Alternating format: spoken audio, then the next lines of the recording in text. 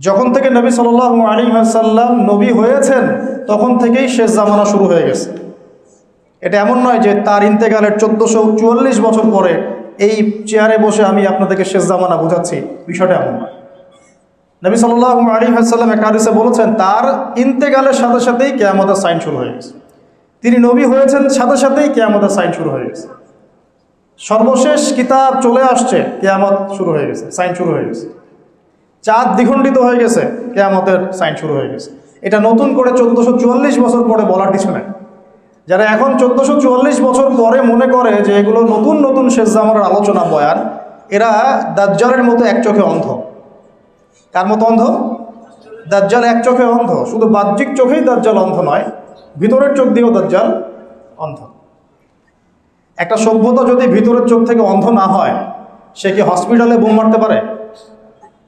বলেন দেখি।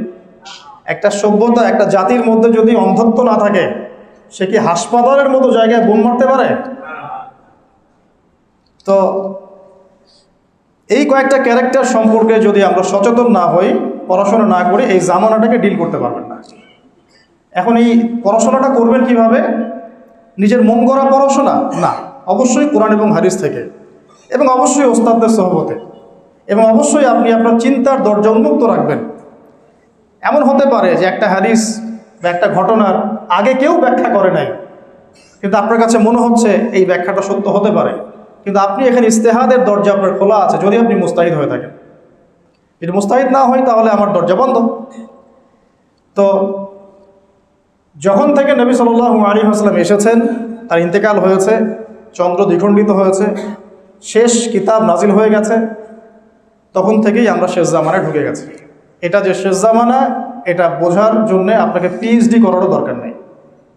শুধু বাইরে গিয়ে হাঁটাহাঁটি করবেন, আপনি নিজের বাইরের চোখ দিয়েই দেখতে পারবেন। এমন কোনো জামানা বিশ্ব দেখে নাই যে জামানায় মেয়েরা ছেলেদের পোশাক পরে ঘুরত আর ছেলেরা মেয়েদের পোশাক পরে ঘুরত। এমন কোনো জামানা আমরা দেখি নাই যেখানে নগ্ন পদের রাখাল শ্রেণীর মানুষেরা অট্টালিকা নির্মাণের প্রতিযোগিতা করত, আমরা দেখি নাই। আপনি হিস্ট্রি ঘাটেন, যত ইচ্ছে ইতিহাস ঘাটেন, লাস্ট 100 বছরেই আপনি এগুলো পাবেন, এর আগেই পাবেন না। সর্বোচ্চ আপনি ফরাসি বিপ্লব পর্যন্ত যেতে পারবেন, ফরাসি বিপ্লবের পর থেকে আপনি এগুলো দেখতে পারবেন, তার আগে আপনি পাবেন হাইলি কনস্ট্রাক্টেড বিল্ডিংসের প্রতিযোগিতা। হাদিসে জিবরিল নামে একটা হাদিস আছে, যে হাদিসটা নবী সাল্লাল্লাহু আলাইহি ওয়াসাল্লামের জীবনের শেষ দিকের হাদিস, এবং নবী সাল্লাল্লাহু আলাইহি ওয়াসাল্লামকে এখানে জিবরাইল আলাইহিস সালাম সরাসরি মানুষের রূপ ধরে এসে সামনে বসে হাঁটুর সাথে হাঁটু লাগিয়ে হাত দুটো পায়ের উপর রেখে 4টা প্রশ্ন করেছিলেন। ইসলাম কাকে বলে, ঈমান কাকে বলে, ইহসান কাকে বলে, কিয়ামত কবে হবে। নবীজি শেষটা আমাদের টপিক, এই জন্য শেষটা দিয়ে কথা বলছি, ওইদিকে যাচ্ছি না, ওটা অনেক লম্বা আলোচনা। নবীজি বলেছেন মাল মাসউলু আনহা বিআ'লামা মিনাস সাইল, কিয়ামত কবে হবে এই বিষয়ে প্রশ্নকারী উত্তরদাতা দুজনে জ্ঞানী সমান, কেউ কারো চেয়ে বেশি জানে না। মানে আল্লাহ পাক ছাড়া কেউই জানে না এক্স্যাক্টলি কোন দিনে কিয়ামত হবে। এই পর্যন্ত যখন তিনি বলেছেন, জিবরাইল আলাইহিস সালাম থেমে যান নাই, তিনি বলেছেন ফাখবিরনি আন আমারাতিহা, তাহলে আমাকে কিছু আলামত তো বলে দেন। তখন নবী সাল্লাল্লাহু আলাইহি ওয়াসাল্লাম মাত্র 2টা আলামত বলেছেন, মাত্র 2টা। পুরো জীবনের দাওয়াতি জীবন শেষের দিকের হাদিসে মাত্র 2টা আলামত, অন্যান্য অনেক হাদিসে অনেক আলামত, এখানে মাত্র 2টা। এক হচ্ছে দাসী তার মনিবকে জন্ম দিবে, আনতালিদ আলামাতু রাব্বাতুহা, দাসী তার মনিবকে জন্ম দিবে। দাসী আসলে মনিবকে জন্ম দেয় না, একজন দাসী কি তার মনিবকে জন্ম দিতে পারে কিনা? ওলামায়ে কেরাম ব্যাখ্যা করেছেন, এখানে সত্য মিথ্যা, ন্যায় অন্যায়, হক বাতিলের মানদণ্ডটা উল্টে যাবে, মানে পৃথিবী উল্টা ঘুরবে। হালাল হবে হারাম, হারাম হবে হালাল, ন্যায় হবে অন্যায়, অন্যায় ন্যায়, সঠিক বেঠিক হয়ে যাবে, বেঠিক সঠিক হয়ে যাবে। হ্যাঁ, বাতিলকে মানুষ হক মনে করবে, হককে বাতিল মনে করবে, জালেমকে নোবেল পুরস্কার দেবে, মাজলুমকে পিটায় মারবে, উল্টায় যাবে। পুরো বিশ্বটাই প্রেক্ষাপটে উল্টায় যাবে, উল্টায় নাই।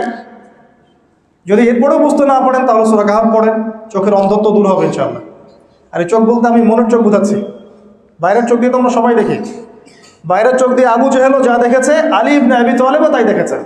তাহলে আলী ইবনে আবি তালেব কেন লা ইলাহা ইল্লাল্লাহ পরে মুসলমান হলেন, আবু জেহেল কেন হলো না? আবু জেহেলের কোন চোখটা অন্ধ ছিল? আবু জেহেলকে বলা হতো আবুল হাকাম, জ্ঞানের পিতা। জ্ঞানের পিতা হওয়ার সত্ত্বেও সে কেন চিনতে পারলো না? ভিতরের অন্ধত্বের কারণ। এখানে বলেছেন আনতালিদ আলামাতু রাব্বাতুহা, দাসী তার মনিবকে জন্ম দিবে। অনেক ওলামায়ে কেরাম ব্যাখ্যা করেছেন পিতামাতার সাথে দাস দাসীর মতো আচরণ করা হবে, ঠিক আছে, নিলাম ব্যাখ্যা। আর এখনকার যুগে আমরা দেখি সত্যি সত্যি দাসী মনিকে জন্ম দিচ্ছে। একটু আগে বললাম দিতে পারে না, এখন দিচ্ছে। কিভাবে? বড় বড় উন্নয়নশীল কান্ট্রিগুলো দুর্বল রাষ্ট্র থেকে মেয়েদেরকে হায়ার করছে। ওদের তো ফ্যামিলিস্ট রেভলিউশন, ওখানে মেয়ের সন্তান জন্ম দেওয়ার সময় নাই। এখান থেকে গর্ভ ভাড়া করা হয়, ওখানে স্পার্ম ইনজেক্ট করা হয়, 9 মাস সেটাকে লালন পালন করে ওই মেয়ে বাচ্চা জন্ম দিয়ে চলে যায়, ডলার দিয়ে তাকে ছেড়ে দেওয়া। এখন এর গর্ভে যে সন্তানটা জন্ম হলো এটা হলো মনিবের সন্তান, আর এই মেয়েটা এখানে দাসী। ব্যাপারটা কি বুঝতে পারছেন? এই ব্যাখ্যাটা কোনো কিতাবে নাই, আমরা এখনকার ওয়ার্ল্ড অ্যাফেয়ার্স থেকে পাচ্ছি। ওইদিকে আমি যাচ্ছি না, আমি আমার মতো করে বোঝানোর চেষ্টা করছি যে এখানে সত্য মিথ্যা ন্যায়ের মানদণ্ডটা কী হবে, উল্টা যাবে। সেটা কি হয়নি এই জামানায়? আরেকটা হচ্ছে أن ترى الحفاة العراة العالة رياء الشاي يتطاولون في البنيان। যখন আপনি দেখবেন যে সমাজের সবচেয়ে নিম্ন শ্রেণীর খালি পায়ের, খালি গায়ের, মানে নগ্ন দেহ নগ্ন পা এবং রাখাল শ্রেণীর মানুষ, রিয়া আশাই ইয়াতাতাওয়ালুনা ফিল বুনিয়ান। যে কোনো মাদ্রাসায় গিয়ে ওলামায়ে কেরামদেরকে জিজ্ঞাসা করেন ইয়াতাতাওয়ালুনা মানে কি? ইয়াতাতাওয়ালুনা মানে শুধু বিল্ডিং বানানো না, বিল্ডিং বানানোর প্রতিযোগিতা করে। আপনার 10 তো আমার 12, আপনার 15 আমার 20, আপনার 50 আমার 60। মালয়েশিয়া একটা 95, একটা 97, ওই টুইন টাওয়ার এত তো আমারটা এত। আরবের কান্ট্রিগুলো যার আগে ওই যে তেল ছিল না, যখন তেল যখন পাওয়া যায় না, মাটির নিচে ছিল, বেদুইনের মতো জীবনযাপন করত, জাস্ট লাইক বেদুইন। এখন দেখবেন যে কাবা ঘরের চাইতেও ক্লক টাওয়ার উঁচু হয়ে গেছে। কাবা যেন ওখানে নিজের উচ্চতায়, কাবার উচ্চতা ম্লান হয়ে যাচ্ছে অন্য বিল্ডিংয়ের উচ্চতার কাছে। তাই হচ্ছে না বিষয়টা? এটা ছিল নাকি আগে? এগুলো ছাড়াও অসংখ্য, আপনি এই জামানায় যখন বাইরে বের হবেন এই মেয়েদেরকে দেখতে পারবেন, সুদ ঘরে ঘরে দেখতে পারবেন, জিনা ডোর টু ডোর দেখতে পারবেন, মুসলিমদের উপর নির্মম নির্যাতনও এটা ঘরে ঘরে দেখতে পারবেন, অধঃপতন, মুসলিমদের নৈতিক অধঃপতন। এমন হাদিস আসছে যে মসজিদে মানুষ নামাজ পড়বে, একজনও ইমানদার থাকবে না, এমন যুগ আসবে। প্রকৃত ইমানদারের কথা বলা হচ্ছে। বলা হচ্ছে যে চতুর্দিক থেকে কাফের মুশরিকরা তোমাদেরকে ঘিরে ধরবে, দস্তরখানায় যেভাবে খেতে বসো তোমরা, এইভাবে তোমাদেরকে গোগ্রাসে খেয়ে ফেলবে। সাহাবীরা প্রশ্ন করছেন আমরা কি তখন সংখ্যায় খুব কম হব? নবী বলছেন না, তোমরা সংখ্যায় হবে একদম সমুদ্রের ফেনার মতো, কিন্তু দুনিয়ার মহব্বত আর আল্লাহর রাস্তায় জান দেওয়ার ভয় তোমাদেরকে পেয়ে বসবে। হয় নাই? এটা নিয়ে আলোচনা করলে অনেক সময় যাবে, অনেক লেকচার আছে, বইপত্র এখন বের হয়েছে, পড়াশোনা করবেন এবং মিলানোর চেষ্টা করবেন যে আসলে আপনি কোন যুগে বসবাস করছেন। তো সভ্যতার শুরু থেকে যে জায়গাটা সবচেয়ে বেশি ইম্পর্ট্যান্ট, ওই জায়গাকে কেন্দ্র করেই সভ্যতা শেষ হবে। সভ্যতা শুরু থেকে ইম্পর্ট্যান্ট কেন, ওইটা একটা বিষয় আলোচনা করছি, আর সভ্যতা কিভাবে শেষ হবে সেটাও একটা আলোচনা করছি। সভ্যতা শেষ হবে ওই জায়গা থেকে, আগে এটা শোনেন। এই হিউম্যান সভ্যতা, এই মানব সভ্যতাটা শেষ হবে ওই জায়গায় কেন্দ্র করে। কিভাবে? যতক্ষণ পর্যন্ত ওই জায়গায় মাসিহুদ দাজ্জাল বের না হচ্ছে ওই কন্টিনেন্টের মধ্যে, এবং তার অনুসারীদেরকে নিয়ে সে বিশ্বটাকে শাসন না করছে, ততদিন পর্যন্ত কিয়ামত হচ্ছে না। আমার কথা ক্লিয়ার? বুঝতে পারছেন কি কথা? যতদিন পর্যন্ত মাসিহুদ দাজ্জাল মানুষের রূপে বের হয়ে ওই জায়গাকে কেন্দ্র করে, এই হোলি ল্যান্ডের কথা বলছি আমি, কিন্তু শুধু গাজা নিয়ে কথা বলছি না। হোলি ল্যান্ড মানে হচ্ছে পুরো নীল নদ থেকে শুরু করে ফোরাত নদী পর্যন্ত। নীল নদ থেকে শুরু করে ফোরাত মানে Euphrates, river Nile, from river Nile to river Euphrates, এই পুরো জায়গাটার কথা বলছি। এটা হলো হোলি ল্যান্ড, পবিত্র ভূমি। কি নাম? পবিত্র ভূমি, হোলি ল্যান্ড। এই জায়গা থেকে যতক্ষণ না দাজ্জাল এবং তার ফলোয়ার্সরা ওয়ার্ল্ডকে রুল করছেন, ততক্ষণ পর্যন্ত কিয়ামত আপনি দেখতে পাবেন। এবং সে কাকে নিয়ে শাসন করবে এটাও হাদিসে চলে আসছে, জিউসদেরকে নিয়ে। জিউস মানে কারা? ইহুদি জাতি। কে কে তাকে অনুসরণ করবে? অনেকগুলো হাদিস ঘাটলে পাওয়া যায়। ইহুদিরা 1, 2, এমন এক শ্রেণীর মহিলা যাদেরকে ঘরে রাখা যাবে না, বোঝা যায় কিছু? আচ্ছা। আর এমন এক শ্রেণীর মানুষ যারা হবে মুনাফিক। এরা বেসিক্যালি দাজ্জালকে ফলো করবে এবং সে 40 দিন বিশ্ব শাসন করবে। নবীজি বলছেন তার প্রথম দিনটা হচ্ছে 1 বছরের সমান, দ্বিতীয় দিনটা হচ্ছে 1 মাসের সমান, তৃতীয় দিনটা হচ্ছে 1 সপ্তাহের সমান, বাকি দিনগুলো তোমাদের দিনের মতোই। ভাবতে হবে না কিভাবে একদিন 1 বছরের সমান হতে পারে? যদি সত্যি সত্যি বাহ্যিকভাবে 1 বছরের সমান হয়, তার মানে কি? তার মানে পৃথিবীর গতি কি কমে যাবে না থেমে যাবে? কিছু একটা তো হবে তাহলে। আর যদি রূপক গুণ অর্থ থাকে তাহলে সেই ব্যাখ্যাই বা কি, সেটাও তো ভাবতে হবে। আমরা তো ভাবনা চিন্তা বাদ দিয়ে দিছি সেই 400-500 বছর আগ থেকে। আল্লামা ইকবাল বলেছেন এই মুসলিম জাতি ক্রিটিক্যাল থিঙ্কিংস, মানে কি বলবো এটাকে, গবেষণামূলক চিন্তাধারা, গবেষণামূলক চিন্তা চেতনা, এই পুরো জাতি সামষ্টিকভাবে 400 বছর আগেই ছেড়ে দিয়েছে। আমাদের ভাবনার সময় নাই তো এখন। ভাবনার সময় নাই কেন? কারণ আমাদের মাথায় কিছু পেরেশানি আছে, খাবারের, চাকরির, ব্যবসার ইত্যাদি। আর যতটুকু সময় বাকি ছিল ওইটা তো মোবাইল ফোন খেয়ে নিচ্ছে, বাকিটা তো ফোন খেয়ে ফেলতেছে। তো দাঁড়ায় যে একটু চিন্তা করবে যে আসলে কি হচ্ছে, কেন হচ্ছে, কোথায় ছিলাম, কোথায় আছি, কোথায় যাচ্ছি, চিন্তার সময় নেই। আর ঢাকার মতো সিটিতে আমরা যারা থাকি সেখানে তো দেখা যায় ফ্লাইওভার উঠলেই যে মানুষের দৌড়ঝাঁপ দৌড়ঝাঁপ দৌড়ঝাঁপ, চিন্তার সময় নেই, সুযোগ নেই। প্যালেস্টাইন ইস্যু নিয়ে আপনি চিন্তা করবেন, আপনাকে তো বিশ্বকাপ দিয়ে ধরিয়ে দেওয়া হয়েছে। আপনি দেখবেন কে কত সেঞ্চুরি হাঁকাইল, ওইদিকে যে সেঞ্চুরির পর সেঞ্চুরি বাচ্চাদেরকে মেরে ফেলা হচ্ছে, এটার তো খবর নাই আপনার।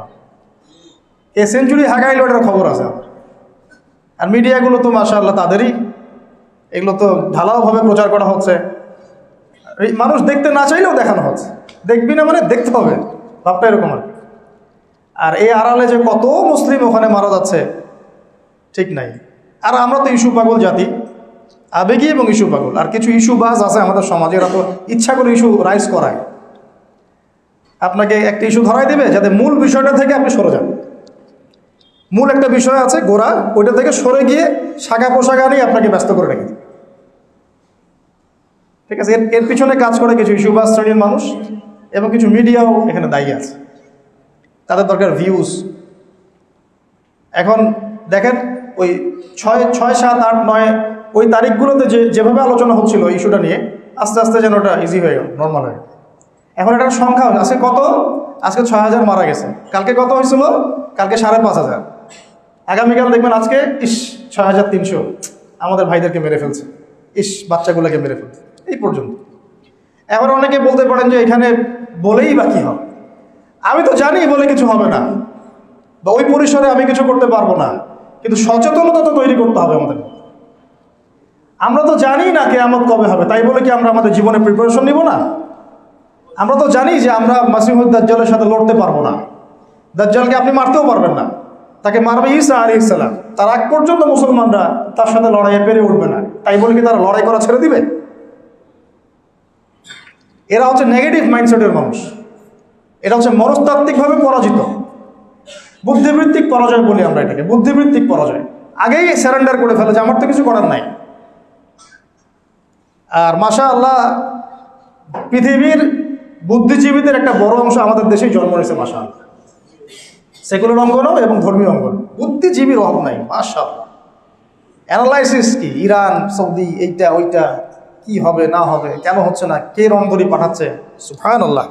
কিন্তু মূল জায়গাটা থেকে সরে গেছেন আপনি। মূল জায়গাটা হচ্ছে ওই জায়গাটা হোলি ল্যান্ড, এবং এই হোলি ল্যান্ডটা ছিল আগে জিউসদের, মানে জিউস বলতে বোঝাচ্ছে এখানে বনু ইসরাইলের। বনু ইসরাইলের এখনকার জিউস কিন্তু এক না, আমি আপনাকে বোঝানোর জন্য বোঝালাম। বনু ইসরাইল ওই সময়কার মুসলিম সম্প্রদায়ের নাম ছিল, আর জিউস পরে হয়েছে, ইহুদি নাম পরে হয়েছে যখন তারা ঈসা আলাইহিস সালামকে অস্বীকার করেছে এবং আমাদের নবীকে অস্বীকার করেছে। ওই জায়গায় তারা শাসন করতো এক সময়, অনেক বছর আগের কথা। তারা ওই জায়গাটা শাসন করত। আল্লাহ পাক তাদেরকে শর্ত দিয়েছিলেন, তোমরা যদি ভালো থাকো এই জায়গা তোমাদের, যদি ভালো না হও, ফাসাদ সৃষ্টি করো, এখান থেকে তোমাদেরকে শাস্তি দিয়ে বের করে দেবে। এবং ওরা বারংবার আল্লাহ পাকের আদেশটাকে লঙ্ঘন করেছে, এমনভাবে লঙ্ঘন করেছে যে নবীদেরকে পর্যন্ত জবাই করে হত্যা করেছে। বুঝতে পারছেন? নবীদেরকে পর্যন্ত মসজিদের মধ্যেই জবাই করে হত্যা করে ফেলছে, এইরকম জাতি। তো সে একটা বাচ্চা, মুসলিম বাচ্চাকে মারতে গিয়ে তার কলিজা কাঁপবে? কাঁপবে না, স্বাভাবিক। সে নবীদেরকে হত্যা করা জাতি।